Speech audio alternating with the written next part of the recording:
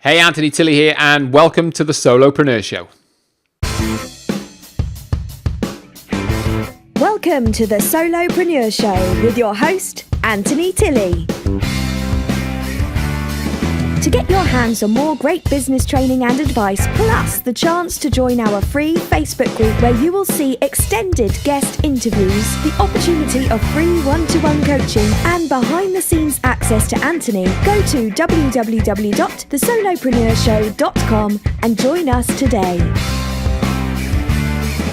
And here's your host, the man himself, Mr. Anthony Tilley.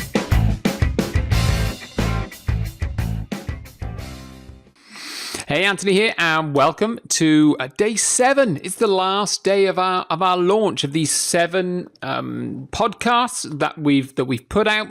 We've done one a day every day for the last 7 days. Just absolutely amazing, and the feedback I'm getting from was inside of the group that we've created, and just the comments, etc., on Facebook, and people private messaging me saying how much they're enjoying it, saying well done, etc. It really is hugely gratifying. So we've had, as I say, 6 episodes so far. This is going to be a test of my memory now. Okay, so back on day 1, we had just me. Okay, then we had Miss Nicola Cairncross, and just an incredible motivational sort of story that she has. Day 3, we had Michael Wilding, and just the crazy antics going on inside of his house.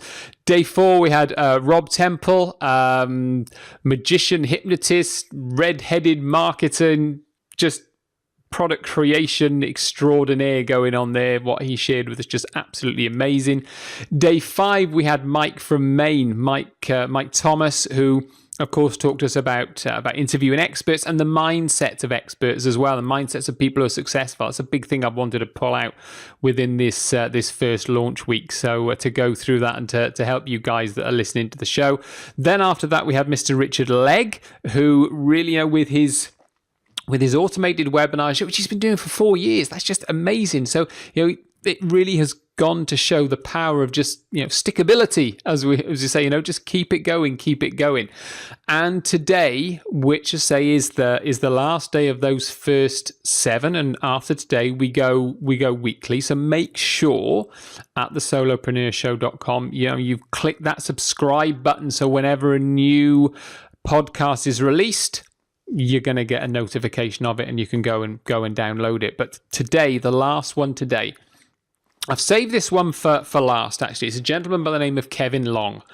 Now, Kevin and I sort of knew each other before the interview. We'd never actually verbally spoken, but we typed on Facebook and said hi, etc. And then when we got chatting outside of the interview, he said how much he enjoyed my stuff and how he'd been following me the last few years, etc. So which was nice. The reason why I've saved this one for last is, oh my gosh, this guy has got one heck of a story to share. If at the moment you're listening to this, you don't know where to go, you don't have any direction, you're feeling like the world is against you, you have got to listen to this interview, because what Kevin and I didn't know this before the interview. So, genuinely, when you're listening to this interview, and if you are in the group, get it, or if you're not in the group, get in the group. It's thesolopreneurshow.com/Kevin Long. And I'm stumbling over my words because I'm just recollecting the interview. When you see me interviewing Kevin, that is the first time I've heard any of that. I didn't genuinely know Kevin's story. So when you see Kevin sharing the story, those reactions from me and what I say, etc., is just genuine. There was no, sort of preconceived anything there whatsoever. What an amazing guy, and what an amazing story he's going to share with us now in this interview. And I think probably that's all I need to say for the moment. Just listen to this.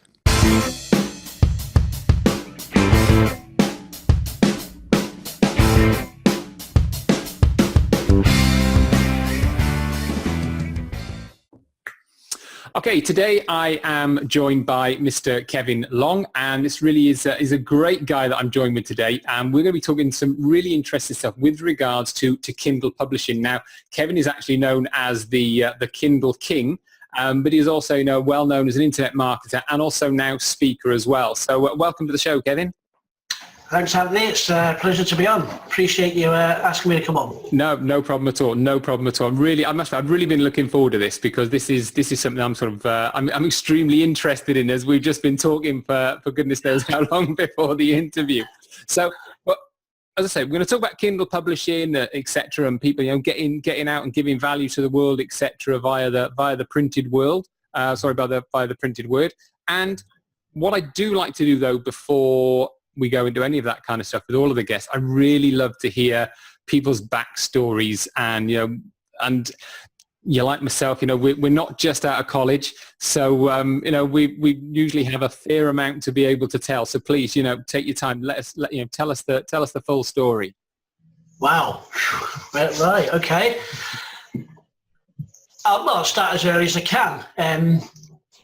Life-changing things in my life. I had brain cancer when I was 11, a tumour, and I had a mentor even back then who was my granddad. My parents weren't, they weren't great parents, but my granddad was my mentor, and after my illness it took me like a year to get over it, and I could read, I could write, and I could count. I hated school.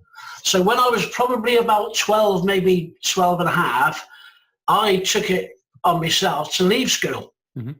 And I went to work. I went working on farms. Now, years ago, so it wasn't so hot. It wasn't. Used to get a blue letter through the post saying, "Why isn't your kid at school?" But nobody come round. Mm-hmm. And I used to go, before my dad went to work, I'd see the blue letter, sort of take it, and I'd be gone.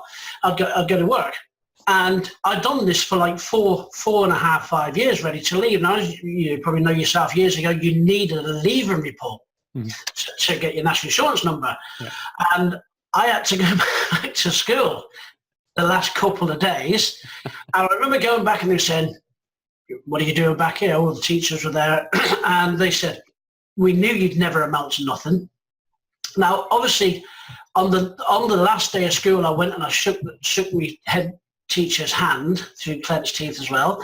And he said, "You will never amount to anything. You've always been a waste of space."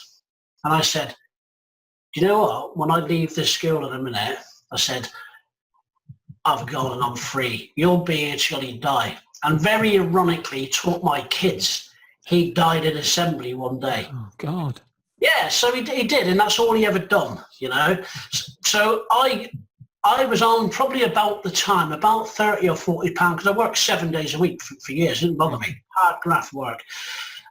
But when I left school, I thought, well, I'll just keep doing this. And my granddad said to me, "You need to get a career." So I said, "Right, well, I've got a career." He said, "No, you need to get a trade." So I thought, right, well, I'll get a trade then, because I've always been confident. Yeah, that's it. He said, "Yeah, I'll do that." But when I tried to get one, the first thing they said was, "What qualifications have you got?" "Well, I haven't got any." "Well, see you later." And this went on and on. And anyway, fortunately, you'll probably remember it. It was called the Youth Opportunity Programme. Yeah. I got this, and my granddad said, "Get onto that." So I said, "Right, okay." And I'd gone from, like I say, 35, 40 quid a week down to £23.50. And I was like, yep. What? And my mum used to take £20 off me. Great mum. She says, so I was working 40 hours for £3.50. Yeah. I was, what's going on here? But I'm glad I did, because I'd done the 6 months and they took me on it, and I was a carpenter. So I served my time, done that, but it was still not enough. I've always been an entrepreneur. I've done lots of things, selling records. I can knit. I used to knit ties at the time and stuff, and all sorts of stuff. But yeah, when I was sort of like 18, 19, I'd served my time as a machinist, stroke carpenter, started a business, just making windows, knocking windows out and doing what I love doing passionately. But I'd always want to be a fireman. So I'd become a fireman, right. And passed the test, done that. I'd done that for 9 years, and I had a fight with the roof, and I lost. Life. Still miss it even today, 20 odd years later. So come out of that, again, granddad's words, always have a trade, you'll always have money. I went back on the tools again. Mm-hmm. Started doing that for a few years, obviously getting married and that. And the next big thing was sort of 1993 when I lost my daughter. devastating times. You sort of reevaluate, even though I was youngest, you still reevaluate things, you know. And I moved on. I started, you know, back on the tools again and working for a guy. We're sort of talking just the beginning of the noughties now. He was saying to me, oh, you know, get into the property and stuff like that.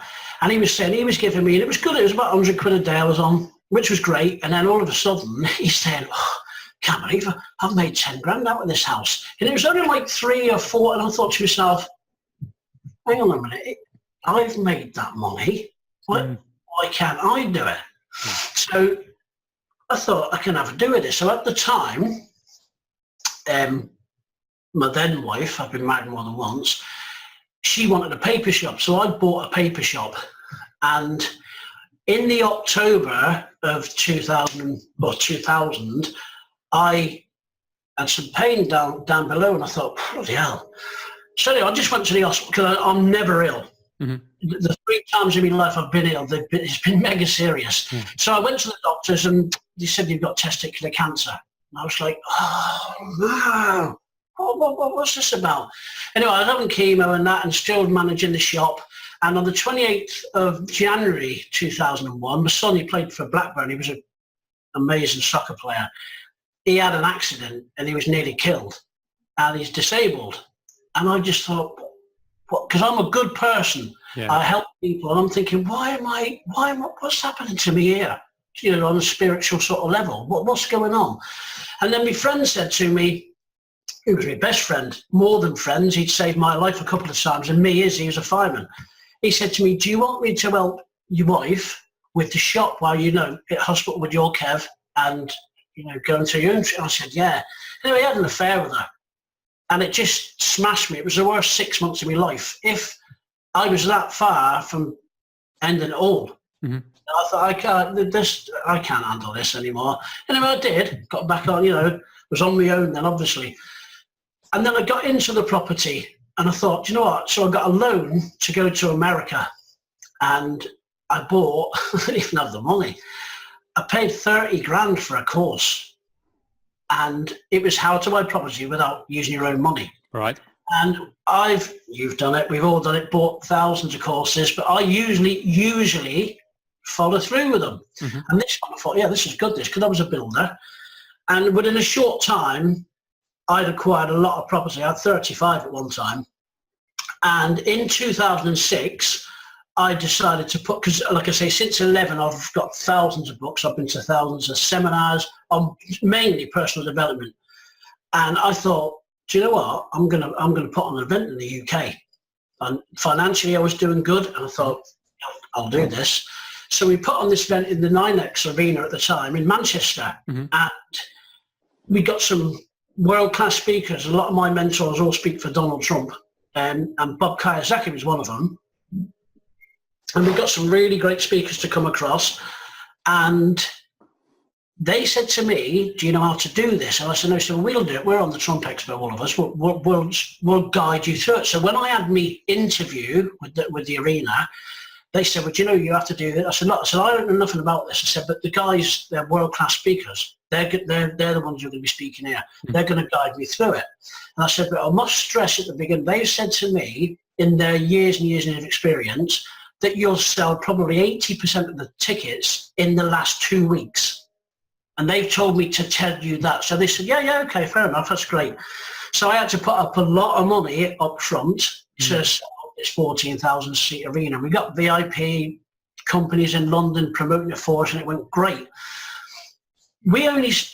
Anyway, long story short, it was going fantastic. And then 2 weeks before we were due to open, I got a letter to say, or an email to say, we're pulling the plug. And I was like, whoa, what? What do you mean? This took like 7 months. I was like, what? And I had a lot of money in it, invested in this, and time. They said, whether you're Tom Jones or Kylie Minogue, if you don't sell 90% of your tickets or 80% of your tickets, the show's not on. And you're just under the 20%. And I said, well, no, I said, but I told you at the beginning. Anyway, they didn't want to know, and they pulled the plug. And I lost well, me and my partner lost probably about 300 grand, you know, and it was just like, well, so I had to sell some of my properties and everything else. And I thought, I can't believe it. Can't believe this. Anyway, I carried on and went back on the tools. Thanks, Grandad. I went back on the tools again. And in 2008, I done it again. I bought a hotel in Marmaris, or went to buy a hotel in Marmaris. I had two investors, one with 52%, one with 48%, little bit of my own money. Mm-hmm. And done it all right, because I always do it, you know, the right thing legally and stuff like that. We all know what happened in 2008, not just to me, but to many people. Yeah. I had an asset there of a couple of million, which I paid for euros, and it was worth 5. And I was thinking, happy days. Anyway, again, a week before I was supposed to exchange contracts, I was over there, and the bank, the Fortis Bank, who were part of Santander at the time, said, you need to come in because we can't lend you the money now. I was like, what? You're kidding me? This was like on a Monday, and I was due to close on a Friday, and he was like, no, you can't do this. And I panicked. And one of the golden rules is don't use your own money. Yeah. You know, investors use their money. They know the risk. Yeah. But I didn't. So I rung my accountant and said, oh, you need to liquidize my assets. Just get the cash. I need this money that's shortfall. He said, I said, no, I don't. Just do it. Anyway, he did. 2 days, he'd liquefied all it, and I got this big, massive chunk of money. I said, right, send it over. I said, so I can close Friday. So he said, right, okay. So he sent it, and I was a little bit short, so I negotiated with the owner of the hotel again. He was a motivated seller. And he said, instead of Friday, can we put it off till Monday? And I said, yeah. And I thought, that gives me a bit of breathing space, you know. Anyway, we went on the Monday. The Fortis Bank closed and took my money. I'd lost a couple of million. But this time, this was the kicker, I lost all my properties, my personal property, cars, everything. And I really didn't have a pot to pee in. When I say I had nothing, I had nothing. So I went home just devastated, and I thought to myself, oh my God, what am I going to do now? Again, I think the good stuff that I do, it comes back now and again. It was 2 months, and it was just seeing my cars go, houses. I was couch surfing. I got some VAT back, and because I'm exceptionally honest, integrity is the most important thing in my life. And I rung the VAT. I said, look, you've given me this money here. I said, and I want to make sure it's mine. He said, oh, it's yours. I said, yeah, but, you know, I've lost all this money and everything. He said, doesn't matter.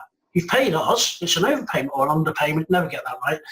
So I got it back, and it started me again. And I thought, I've been looking at people on internet marketing, in eBay and stuff. And I thought, yeah, this looks all right, this internet thing. Anyway, I bought a course from I won't mention his name, a big marketer, and I thought, oh, this is all right, coaching course like, $3 grand, $4 grand, I thought, that'll do. So I followed it to the letter, and at the time, you'll remember it, people were putting stuff on the Warrior Forum, they were just making a killing on with crappy stuff as well. Yeah, yeah. So I learned through a section of this how to write a book, and that's what I've done.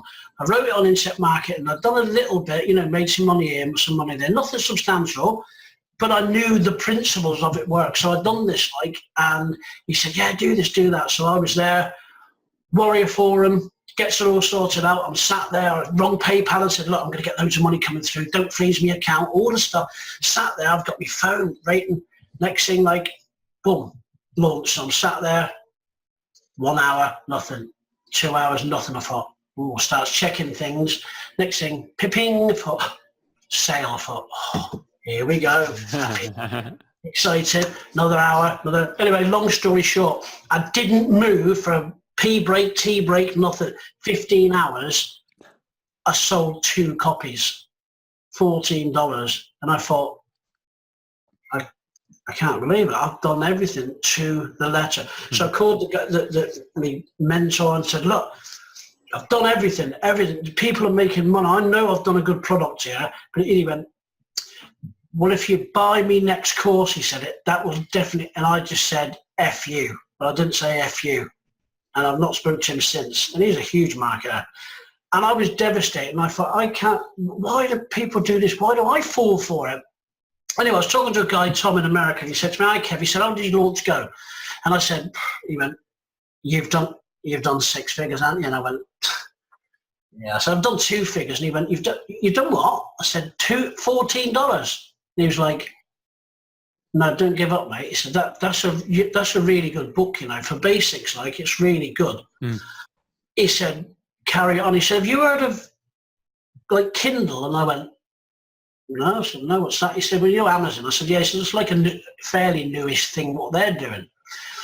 He said, I've got a course, and I thought, you're going to get the FU in a minute, mate. Don't be saying that.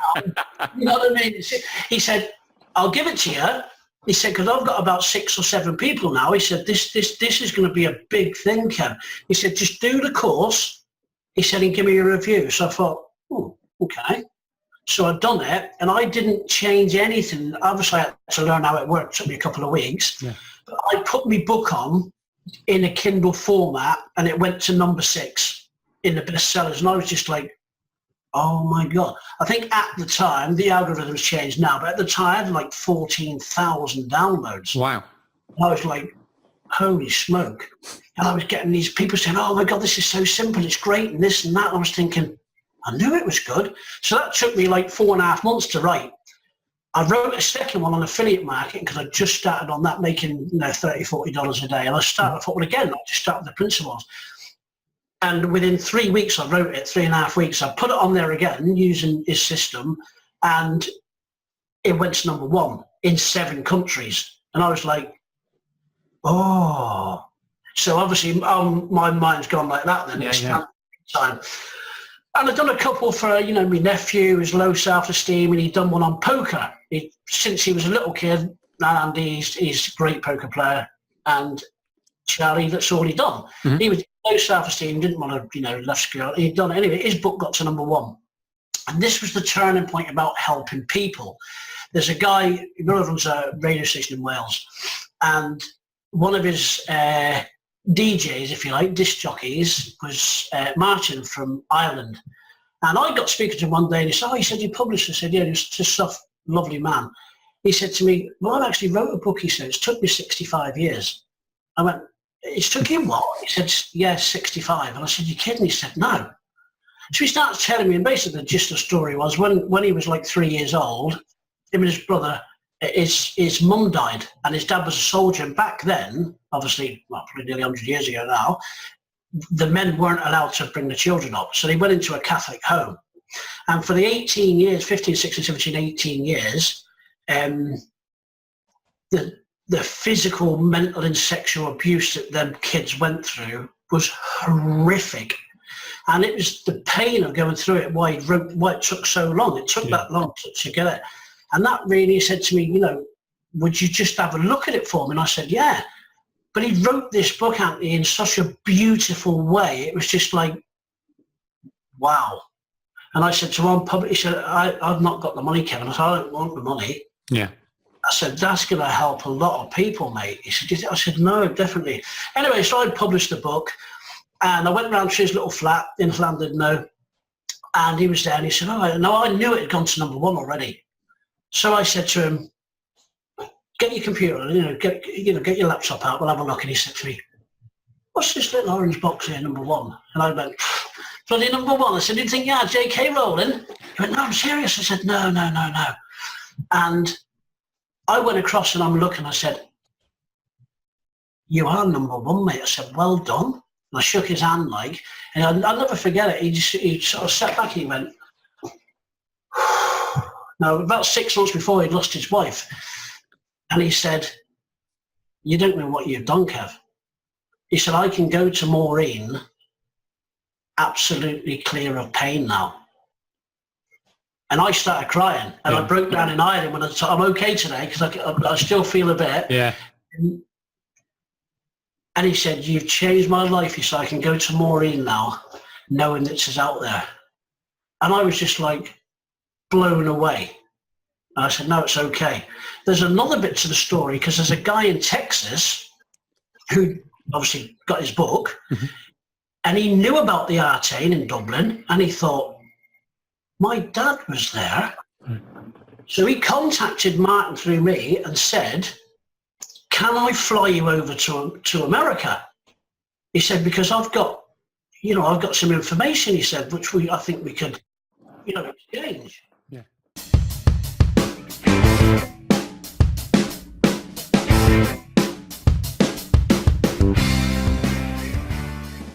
Okay, so we're pulling the curtain down on the interview now on the podcast, because as you guys know, any of you that have been with us for the last sort of 6 days, you know that I like to keep these podcasts to under sort of 40 minutes. So we're pulling the curtain down on that one.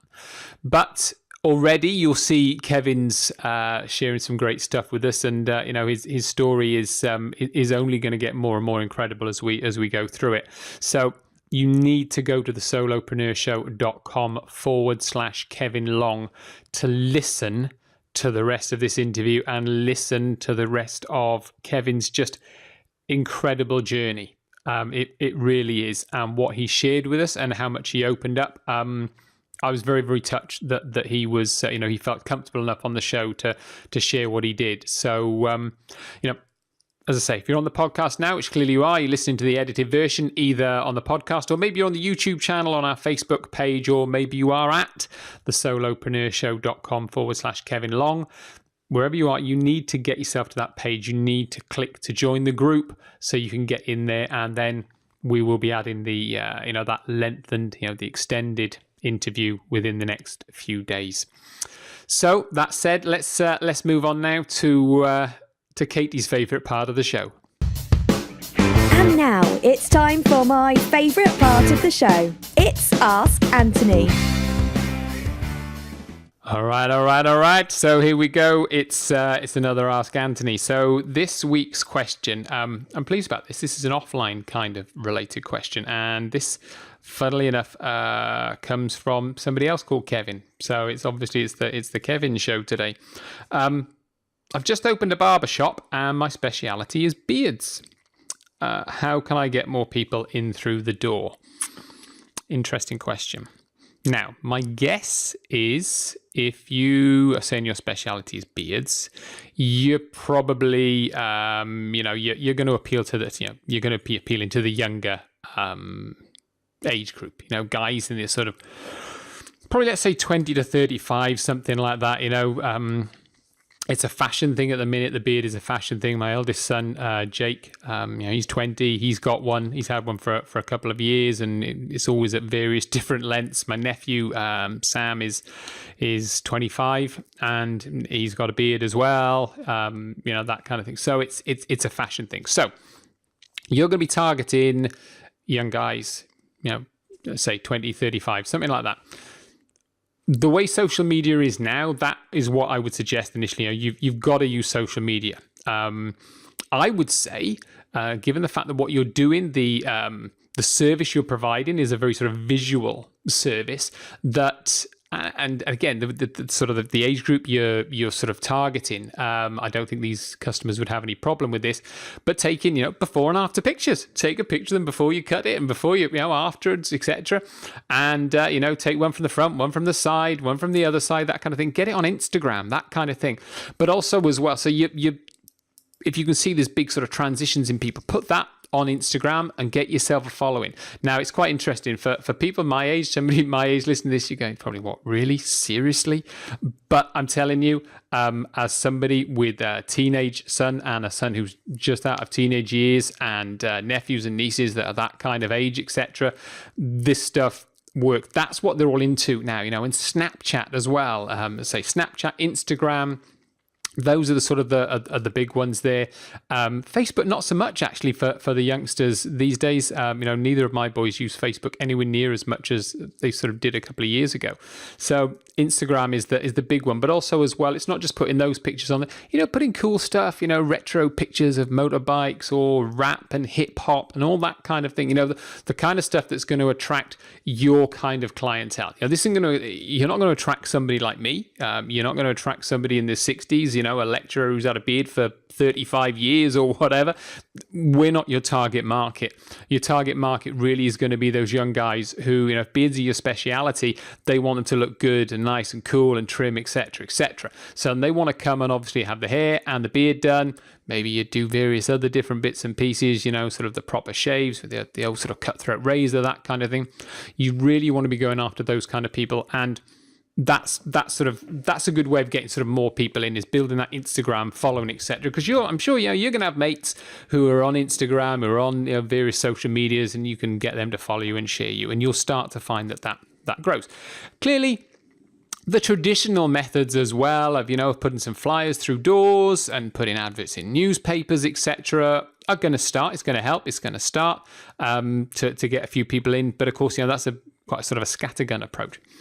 Here's the thing, okay? Here's the thing that bugs me about hairdressers and restaurants in particular that they don't do. Okay, and here is something that you can do, Kevin, without a shadow of a doubt. Okay, here's the simple version, and I'll give you a cool techie version if you're into that kind of thing. Simple version. Whenever we ring, certainly in the UK this is the case, and I'm pretty certain it's probably the same around fair part of most of the world. When you ring to make an appointment to have your hair cut, they always take your phone number. So do restaurants. Restaurants will always take your phone number. When was the last time your hairdresser, barber, or a restaurant phoned you? They never do. Why do they take that phone number? Purely and simply because they just think, if I take a phone number, he's less likely to not turn up. Rubbish. Okay? You have got somebody's phone number. All right? When they come in, particularly for hairdressers and barbers, you're there talking to this person for 10, 15, 20 minutes. Women, my God, my woman, I didn't sound good. My wife is in the hairdresser's for about an hour and a half, 2 hours. And she loves the girls near, and they make her coffee and they're all chatting and bum, this kind of thing. If you're a hairdresser, if you're a barber, and you've got somebody's undivided attention for that length of time, there's plenty of opportunities for nice, soft, subtle sales conversations. Okay, upsells and shampoos and bits and pieces like that. But also as well is, if you've got their details, they've rung, they've come to you, just say to them, I've got your phone number. Would it be all right if I drop you a text if you're not comfortable with ringing them? Or if you want to, ring them. Give you a ring in about 6 weeks, and you can come back in again. We'll make another appointment for you. If they say no, they say no. If they say yes, brilliant. You've then got that in your diary, somebody you can phone, go, hey, Mr. Jones, it's Kevin here. See, it's been 6 weeks since I've seen you. Just thought I'd give you a ring as we discussed. And, I've got a free appointment actually at whatever time. And I try and match it up to the same sort of time that they came in before. Would you like me to book you in for that? They're going to say yes, they're going to say no. Okay, most often if they've said yes, I'm happy for you to ring me, they will say yes and they'll come in. Okay, now I'm saying 6 weeks. I don't know. That's normally how long I go between sort of haircuts. But some people are less, some people are more. Just ask them. Do you want me to give you a ring just to book you in a couple of weeks' time, etc. Or either that. When you're there, if they're coming in, my youngest boy, he's going for a haircut now every 2 or 3 weeks. It's ridiculous. If I was that barber, I'd be saying, right, Dan, do you want me to book you in? When's your next one? Boom, here you go. There's a card. Bit like I do with the dentist. There you go. There's your card. You've got the card. Come back in again. I know people are probably, it won't work. Won't work with my customers. I'm telling you now, it will work with your customers. Your customers are no different to anybody else's. Give that a try. That's the non-techie way. The techie way, get an app made. Get a cool little app made, Kevin, where people can put it on their phone, again, because the kind of, your target market are, a sort of 20 to 35. They're all into social media. They're into their phones, etc., etc. They love their apps. Get them an app. Get an app on there where from your point of view, you're going to be branding yourself.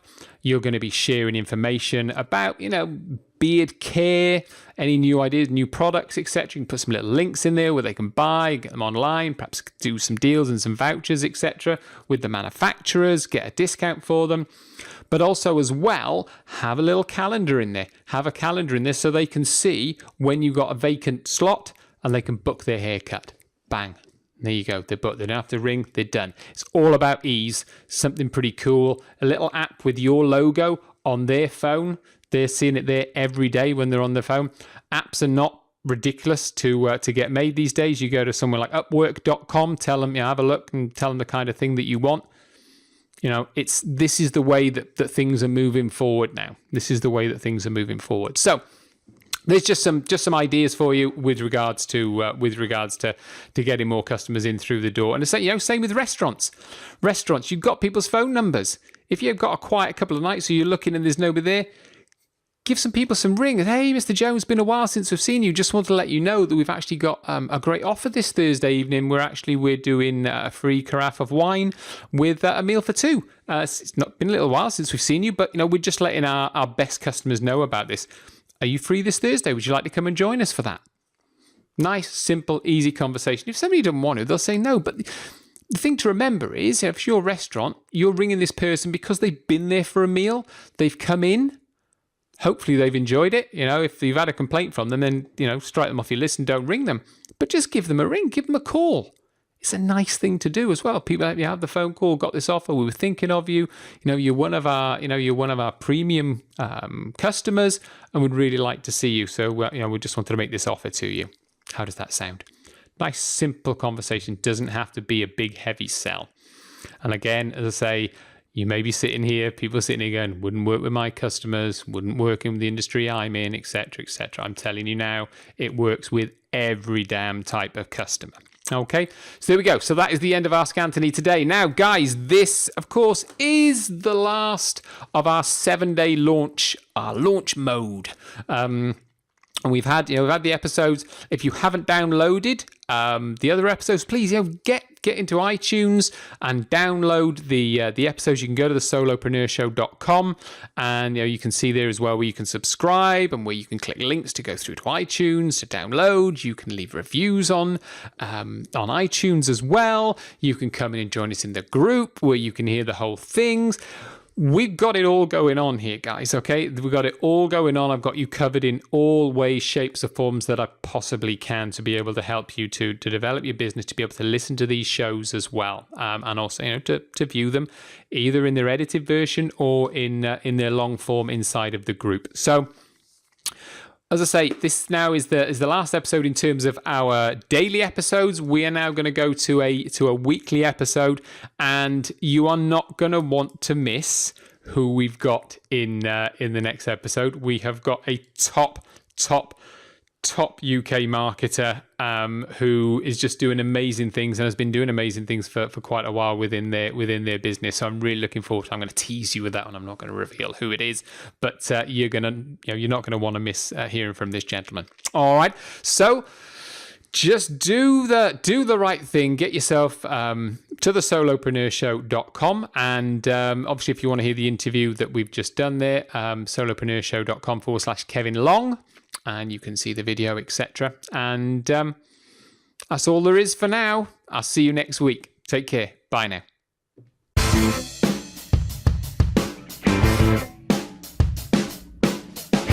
To get your hands on more great business training and advice, plus the chance to join our free Facebook group where you will see extended guest interviews, the opportunity of free one-to-one coaching, and behind-the-scenes access to Anthony, go to www.thesolopreneurshow.com and join us today.